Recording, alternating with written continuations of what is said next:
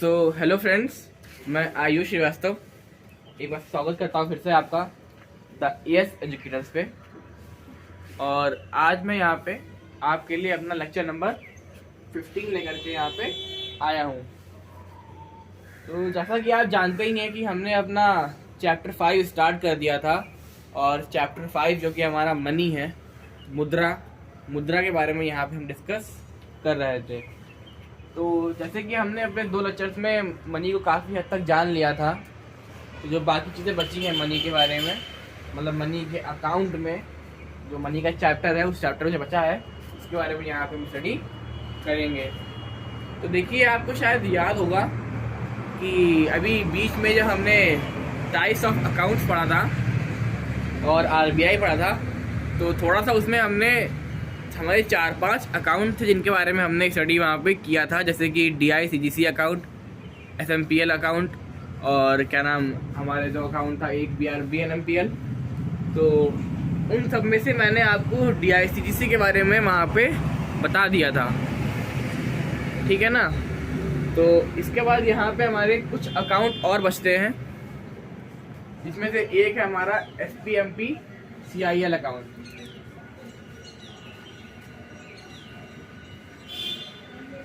SPMPCIL।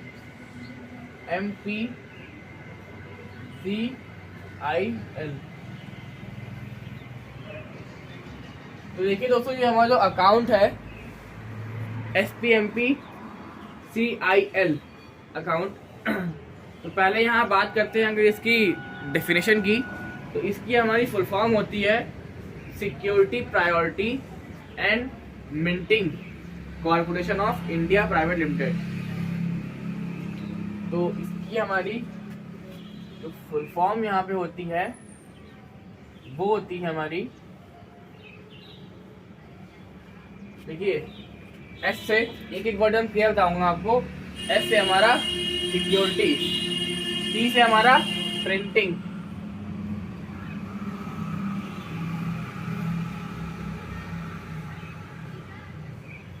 Security printing and, अब यहाँ बात करते हैं एम से। तो एम से हुआ हमारा मिंटिंग, ठीक है। एम से हमारा मिंटिंग,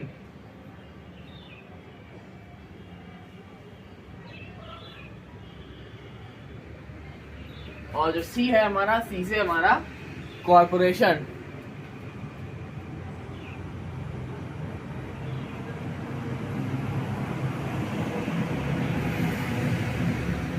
कॉर्पोरेशन इंडिया, आई से इंडिया,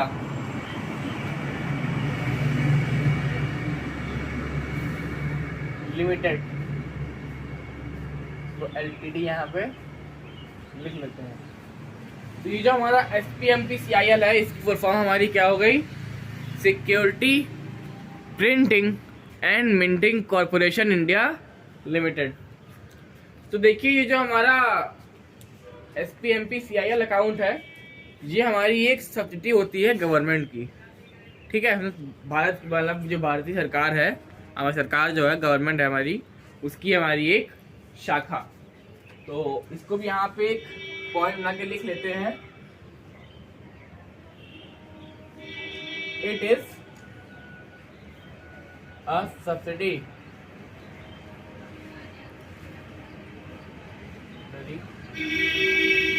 of government।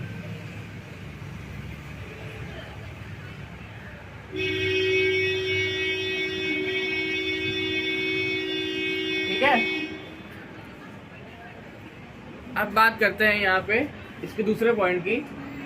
तो ये जो हमारा SPMPCIL अकाउंट है, इसकी यहाँ पे खोज कब की गई थी अगर बात करें, तो इट वाज फॉर्म्ड इन 2006। तो इसको यहाँ पे पॉइंट बना के लिख लेते हैं कि इसकी खोज कब हुई थी।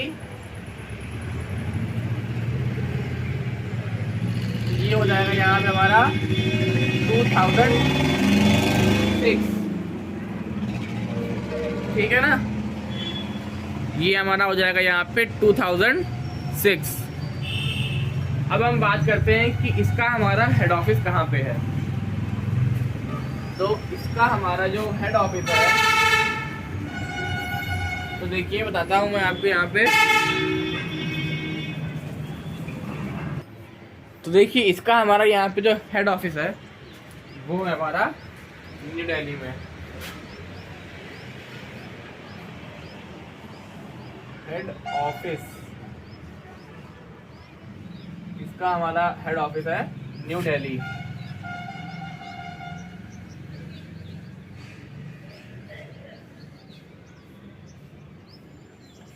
तो देखिए ये था हमारा SPMPCIL अकाउंट, जिसकी फुल फॉर्म होती है हमारी security printing and minting corporation India limited. ये हमारी भारत गवर्नमेंट की एक शाखा है। It is a subsidiary of government, जो कि फॉर्म हुई थी 2006 में, और इसका हेड ऑफिस है हमारा न्यू दिल्ली में। तो देखिए इस SPMCIL अकाउंट के बारे में मैंने यहाँ पे आपको बता दिया है। अब यहाँ पे यहाँ पे P नहीं है, ठीक है। तो इसके बारे में यहाँ पे अभी लिख लीजिए इतना, क्योंकि शायद जान से आपको दिखाई ना पड़े, तो इसको भी यहाँ तक ही नोट कर लीजिए, फिर मैं इसको यहाँ पे बिगाड़ दूंगा, तो इसको भी नोट कर लीजिए। तो देखिए मैं उम्मीद करता हूँ कि आपने उतना लिख लिया होगा। अब यहाँ पे जो हमारा दूसरा अकाउंट है, इसका नाम है हमारा BRB NMPL अकाउंट। क्या है इसका हमारा BRB NMPL। देखिए जो हमारा BRB NMPL अकाउंट है, इसकी हमारी फुल फॉर्म होती है, B से हमारा हो गया भारतीय,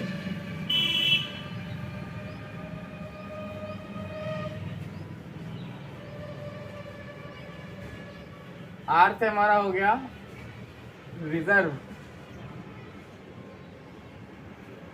अब B से हो गया हमारा बैंक, भारतीय रिजर्व बैंक। अब N से होगा हमारा यहाँ पे नोट,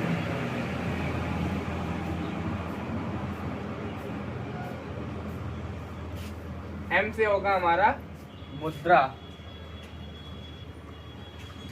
ठीक है। भारतीय रिजर्व नोट मुद्रा। और यहाँ पे हमारा जो आगे P और L है, मुद्रण है यहाँ पे, मुद्रण। और जो हमारा P और L है ये हमारा private limited,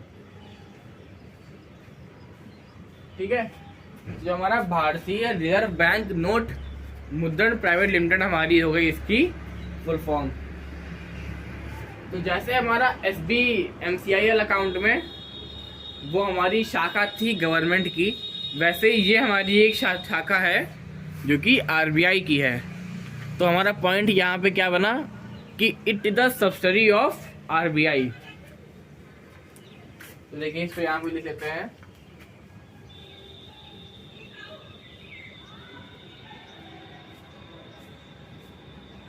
it is a subsidiary of RBI।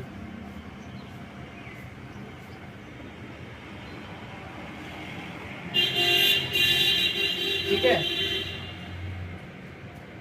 अब फिर से वही चीज है कि इसकी भी हमारी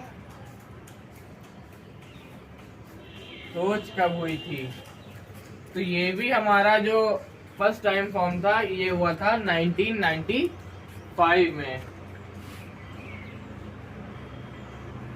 तो देखिए जितने भी मैं यहाँ पे आपको सन लिखवाता हूँ, इनको आप बहुत ही ध्यान से यहाँ पे अपने दिमाग में बैठा लिया करिए, फेयर नोट्स बनाया करिए, ताकि एग्ज़ाम में, क्योंकि बिल्कुल एग्ज़ाम के पॉइंट ऑफ व्यू से मैं पढ़ा रहा हूँ यहाँ पे आपको, तो एग्ज़ाम में आपको किसी तरीके की कोई भी दिक्कत ना हो। और जिस तरीके से डीपली एक एक इन्फॉर्मेशन मैं दे रहा हूँ आपको, तो मेरी तरफ से मैं पूरी यही कोशिश कर रहा हूँ कि जितना ज़्यादा डीप आप हो सके आपको मैं यहाँ पे पढ़ाऊँ। इसका हमारा जो हेड ऑफिस है वो है बेंगलोर में।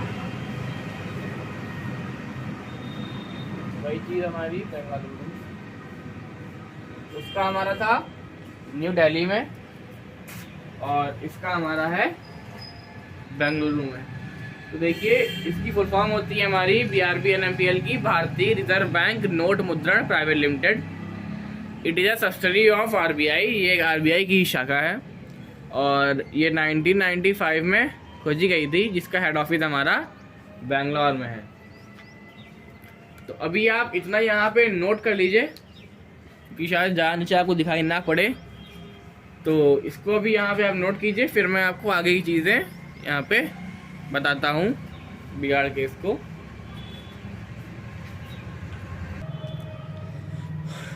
तो देखिए हमने हमारे 2 अकाउंट के बारे में और जान लिया है। अब मैं आपको यहाँ बताऊँगा कि हमारे भारत में नोटबंदी कब कब हुई है। सिर्फ ऐसा तो है नहीं कि नोटबंदी हमारे यहाँ जो हुई थी सिर्फ 2016 में हुई है, उससे पहले भी 2 बार हो चुकी है।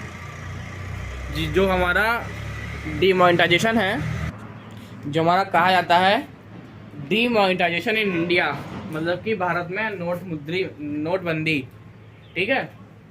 तो पहले तो यहाँ पे लिख लेते हैं डीमोनेटाइजेशन।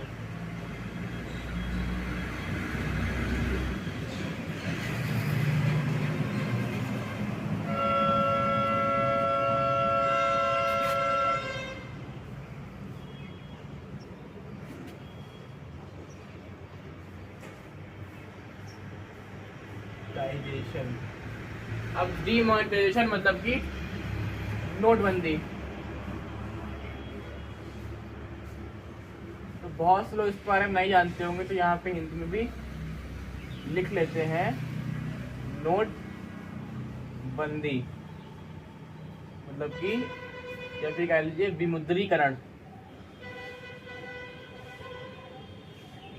विमुद्रीकरण।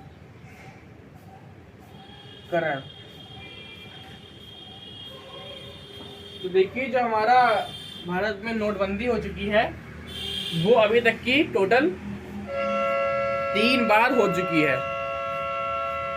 तो जो 3 बार में फर्स्ट टाइम नोटबंदी हुई थी और उस टाइम पे नोटबंदी में कितने रुपए के नोट बंद किए गए थे ये भी यहाँ पे बताऊंगा आपको। और उस टाइम पे भारत के PM कौन थे, ये चीज़ भी जाननी बहुत ज़रूरी है, क्योंकि एग्ज़ाम में काफ़ी बार ये चीज़ पूछी गई है। तो देखिए जो हमारी सबसे पहली नोटबंदी हुई थी, सबसे पहला इंडिया में जो डिमोनेटाइजेशन था वो हुआ था हमारा 1946 में। तो जो पहला था हमारा वो हुआ था यहाँ पे 1946 में, ठीक है। और उस समय हमारे 10,000 के रुपए के नोट बैन किए गए थे। 10,000 के नोट बैन किए गए थे, ठीक है। भारत में नोटबंदी हुई 1946 में और बैन कितने रुपए के नोट किए गए? 10,000 के नोट यहाँ पे बैन किए गए। अब जो दूसरी बार यहाँ पे हमारी नोटबंदी हुई थी वो हुई थी हमारी 1978 में, ठीक है, 1978 में। और तब जब नोटबंदी की गई थी भारत सरकार द्वारा, तब यहाँ पे 5,000 रुपए के नोटों पे ये नोटबंदी लागू हुई थी, मतलब कि 5,000 के नोट यहाँ पे बैन कर दिए गए थे। और जो यहाँ पे हमारी तीसरी और अंतिम नोटबंदी हुई थी, उन सब से तो हम सभी खुद अच्छी तरीके से वाकिफ हैं, वो हुई थी हमारी 2016 में। तो वो थी हमारी 8 नवंबर 2016 की। और इस बारे में जानते हैं आप कि इस समय कितने के नोट यहाँ पे बंद किए गए थे। तो देखिए इस टाइम पे हमारे 1,000 रुपए के नोट बंद कर दिए गए थे। अब देखिए, अगर आप यहाँ पे सोच रहे होंगे कि 1000 के साथ साथ 500 रुपए के नोट भी 500 रुपये नोट के नोट भी यहाँ पे बंद किए गए थे, तो मैं बता दूं कि जो 500 रुपये के नोट बंद किए गए थे उसके बाद में 500 रुपये के नोट की नई करेंसी हमारे भारत में आ गई थी। इसीलिए उसको ये नहीं कहा गया जाएगा कि 500 रुपये के नोट बैन हो गए, कि जो 1000 का नोट था उसका तो कोई रिप्लेसमेंट हुआ नहीं, लेकिन जो 500 का था उसकी जगह पे हमारी न्यू करेंसी लागू हो गई थी। इसीलिए यही कहा जाएगा कि 2016 में जो नोटबंदी हुई थी उसके मुताबिक हमारे 1000 रुपए के नोट यहाँ पे बैन कर दिए गए थे। अब देखिए, बात करते हैं यहाँ पे कि जब जब ये नोटबंदी हुई है उस टाइम पे हमारी इंडिया में गवर्नमेंट कौन थे। तो देखिए, जो हमारी नोटबंदी नंबर 1 है, मतलब कि 1946 में, तो इसमें लिख लीजिए ब्रैकेट में नो पीएम इन इंडिया। ये आप जानते ही हैं, उस टाइम तो देश आजाद हुआ नहीं था हमारा, तो उस टाइम भारत में कोई भी प्रधानमंत्री नहीं था। जो 1978 वाली हमारी हुई थी, इस टाइम पे भारत के पीएम थे मोरारजी देसाई। पीएम मोरारजी देसाई। और जो हमारी यहाँ पे 2016 वाली नोटबंदी हुई थी उसमें तो आप जानते ही हैं कि इस टाइम पे हमारे देश के प्रधानमंत्री थे श्री नरेंद्र मोदी जी। ठीक है, तो यहाँ पे लिख लेते हैं PM Narendra Modi.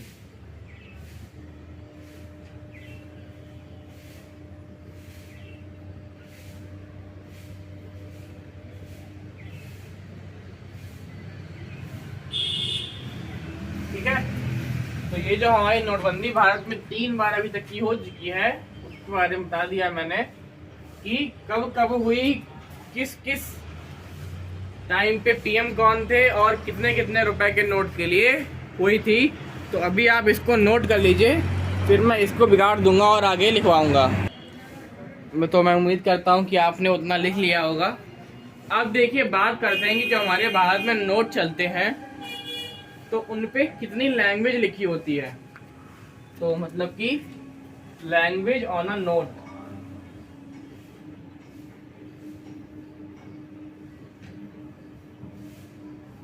Language on a note. तो देखिए, इसमें जो हमारी लैंग्वेज की बात करते हैं तो इसमें हमारी 15 लैंग्वेज होती हैं। ठीक है, 15 मतलब बाकी लैंग्वेज होती हैं, तो 15 ये प्लस हिंदी प्लस इंग्लिश, तो ओवरऑल हमारी कितनी लैंग्वेज यहाँ पे हो गई। तो ये हमारी हो गई टोटल 17 लैंग्वेजेस होती हैं। अगर एग्जाम में पूछते हैं तो इसको आप इजीली टिक यहाँ पे कर सकते हैं। अगर ये भी पूछते हैं कि हिंदी और इंग्लिश के अलावा कितनी लैंग्वेज होती हैं, तो वो होती है हमारी 15। अब अगर यहाँ बात करें कि नोटों पे तो गांधी जी की फोटो बन के आने लगी, मतलब कि गांधी सीरीज इंट्रोड्यूस्ड,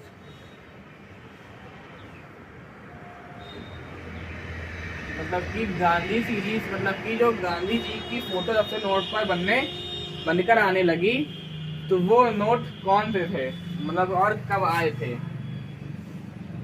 ठीक है, तो देखिए, वो नोट हमारे भारत में जो सबसे पहली बार आए थे उस टाइम था 1996। ठीक है, तो यहाँ पे इसको लिख लीजिए इंट्रोड्यूस।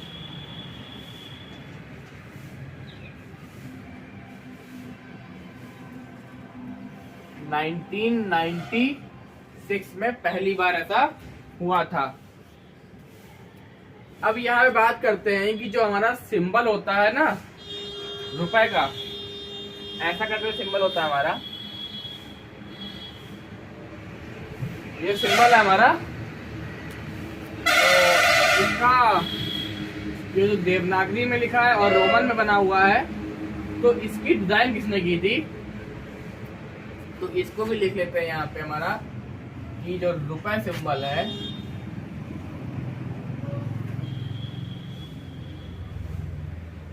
जो रुपए का हमारा सिंबल है, ये हमारा देवनागरी में लिखा हुआ है और रोमन में लिखा है।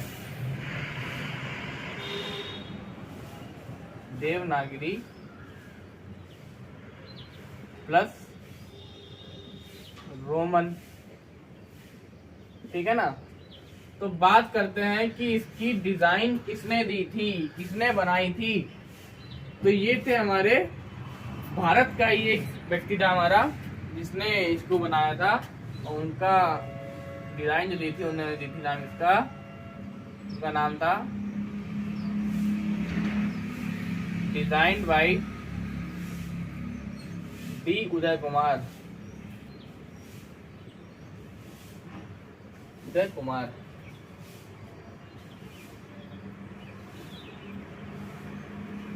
और भारत में ही बना था, इसीलिए इन इंडिया, ठीक है। तो आज के लेक्चर में इतना रखते हैं हम लोग, और मनी के बारे में हमने काफ़ी और चीज़ें जान ली हैं, और बाकी के जो एक दो लेक्चर और बचेंगे मनी के चैप्टर के लिए, उसमें हम मनी के बारे में पूरा जानकर इस चैप्टर को भी समाप्त कर लेंगे।